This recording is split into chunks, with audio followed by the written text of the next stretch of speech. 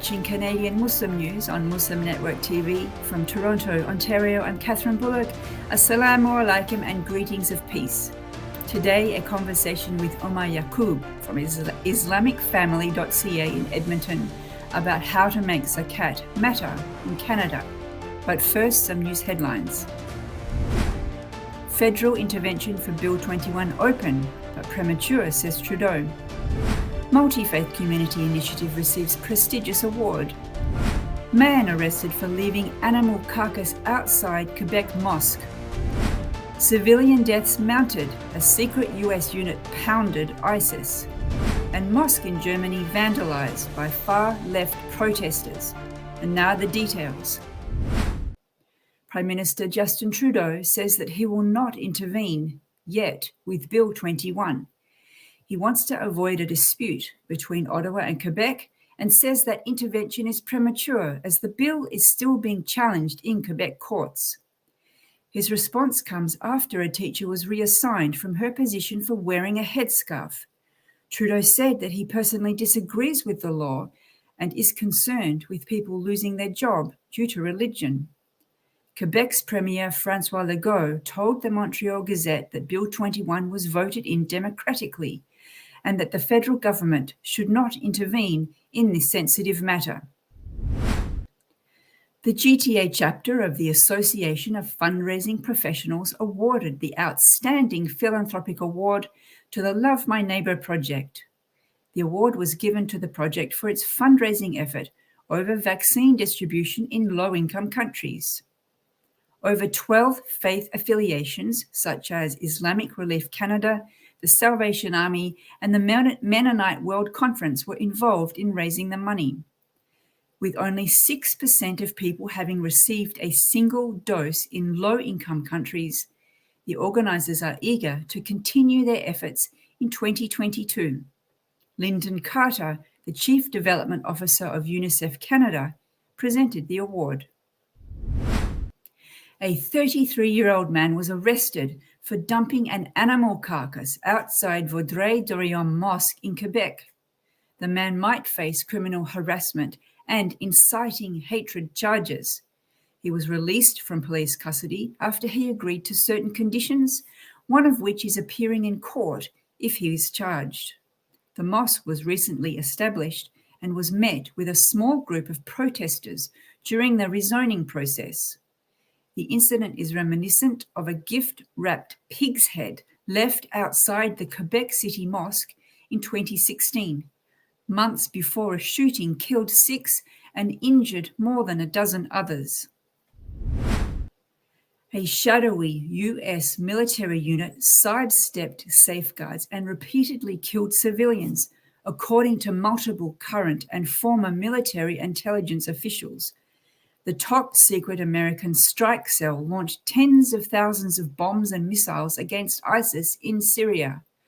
The unit, called Talon Anvil, worked around the clock between 2014 and 2019, pinpointing targets. These included convoys, car bombs, command centers, and squads of enemy fighters. People who worked with the strike cell say it circumvented rules imposed to protect non-combatants. They said the unit killed people who had no role in the conflict, such as farmers, children, and families fleeing fighting, as well as villagers sheltering in buildings. A mosque in eastern Germany was vandalized by left-wing extremists earlier this week. According to a police statement, a rally of far-left groups resulted in an attack on the Eyüp Sultan Mosque. In addition to several smashed windows, the violent demonstrators threw fireworks and rocks at police officers, burned garbage cans, and tried to torch parked cars in the district. Police said they arrested 11 suspects after the demonstrators turned violent. A country of over 82 million people, Germany has the second largest Muslim population in Western Europe after France. That's it for the news. And now a conversation with Omar Yaqub from Islamicfamily.ca in Edmonton about how to make Zakat matter in Canada. Assalamu alaikum, Brother Omar, and welcome to the show. Wa alaikum salam wa rahmatullahi wa barakatuh. Jazakallah khair. Thank you so much for having me, Dr. Kath. Omar Yaqub, it's our pleasure. Now, I know you're the executive director, or you prefer to call yourself the servant of servants of the Islamic Family in Edmonton. I know that it started out as an organization in 1992 as a food bank, and since then has grown to offer all kinds of services: senior, youth, newcomer support, family support, counseling services. What are the biggest needs you've seen in your clients since COVID pandemic started? That's a great question. And I think it's really important that we think about that question with research. And so at the beginning of the pandemic, we interviewed over 100 of our clients who had experienced food insecurity in the past year. And what came out of that study, which isn't surprising, we just give it a little bit of thought, the number one, number two issues that our clients were facing were anxiety and isolation. Number three, by a distance, was food security, followed by economic security. And I think what that tells us is, as we look to supporting our community now, we have to be thinking about what are the unique needs that need to be addressed. I think Now, did many of that surprise you? Did that finding surprise you? Is it different from previous years? I think this is something that the people who are close to the ground on the front line innately understand. We can't treat if we treat food security, we're treating a problem, not a symptom.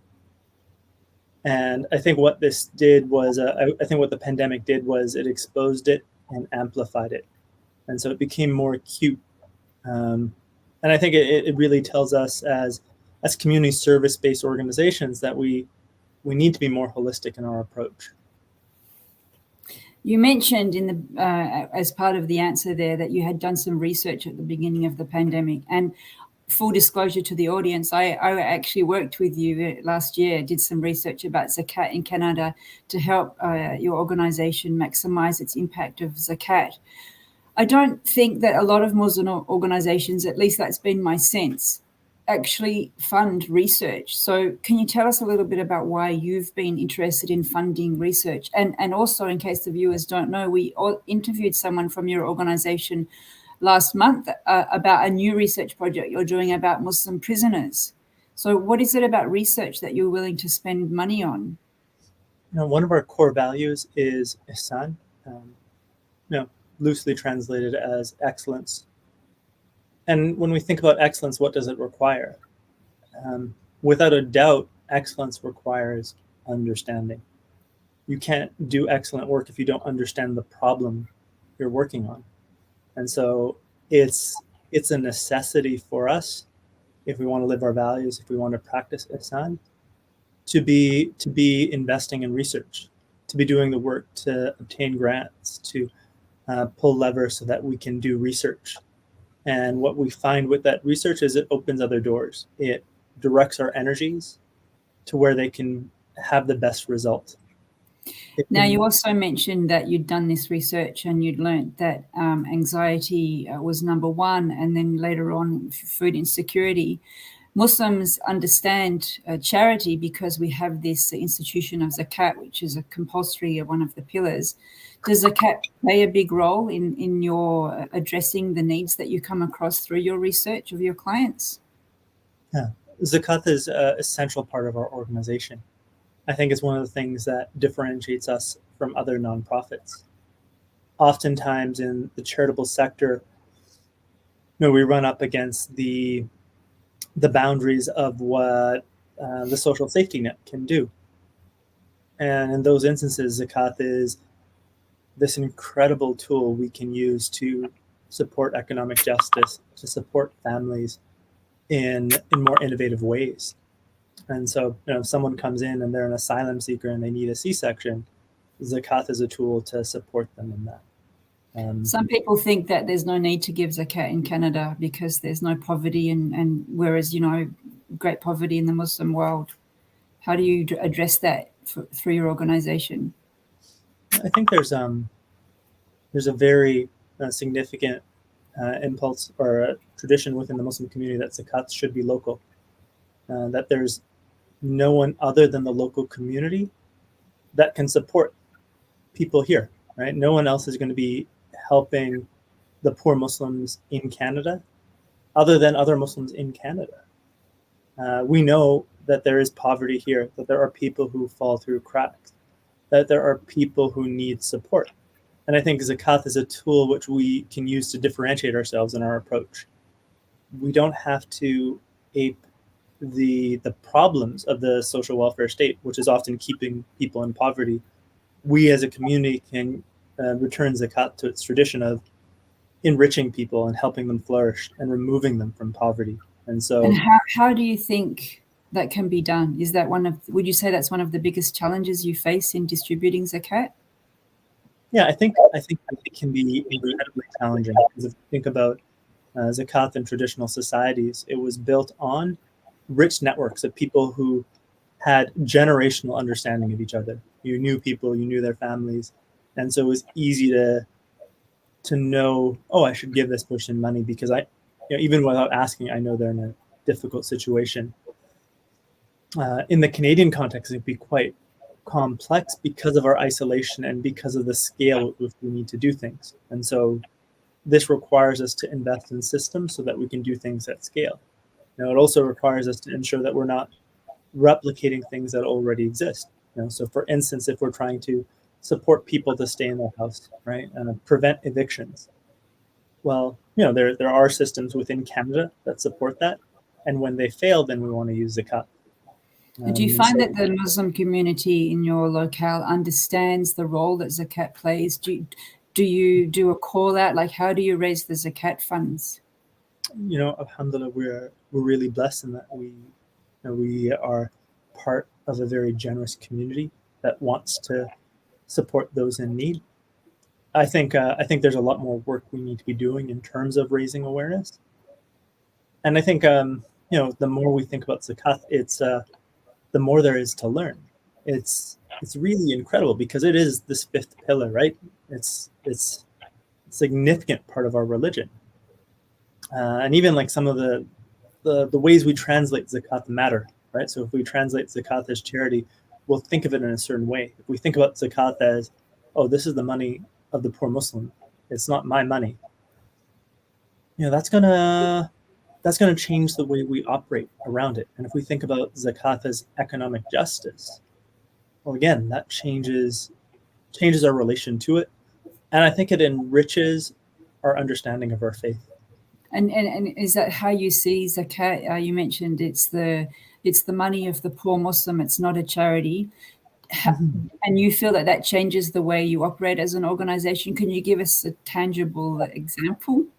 Yeah, my favorite example is like, let's say I walked into your house while you were on vacation, and I'm like, oh, hey, I'm just going to do renos for you, and I'm going to put shag carpet there, and I'm going to paint the floors fuchsia, and I'll do some tacky stuff to the ceiling, and I do a bunch of other renos. And then you come back, and I'm like, oh, Dr. Kathy, don't worry about it. I used your credit card.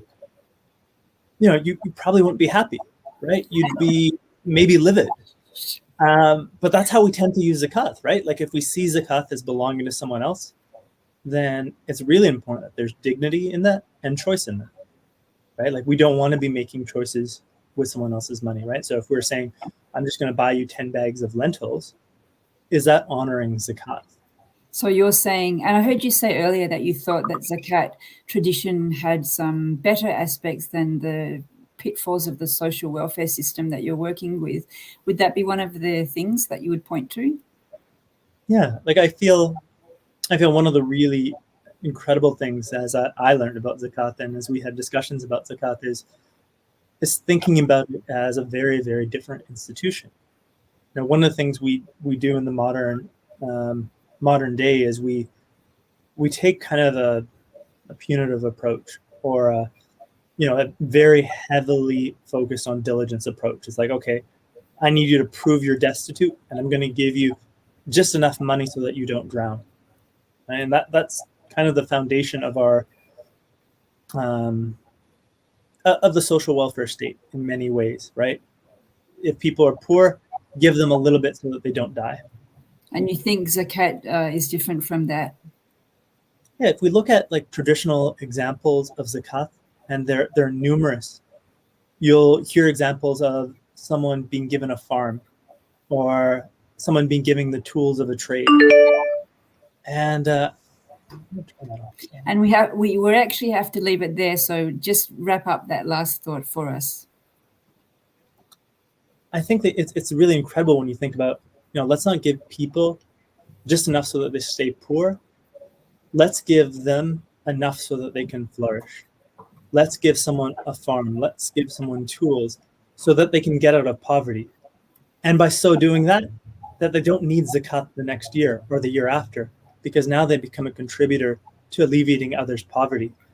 Well, we do hope that you're able to raise the enough money that you'd be able to do that for your clients. And I'm really sorry that we don't have time to discuss about this more, but thank you very much for coming on the show to talk about this with us. Jazakallah khair. Thank you for having me. And I'm really, really excited to have more people learn about this and ask questions about it. You've been watching Canadian Muslim News on Muslim Network TV.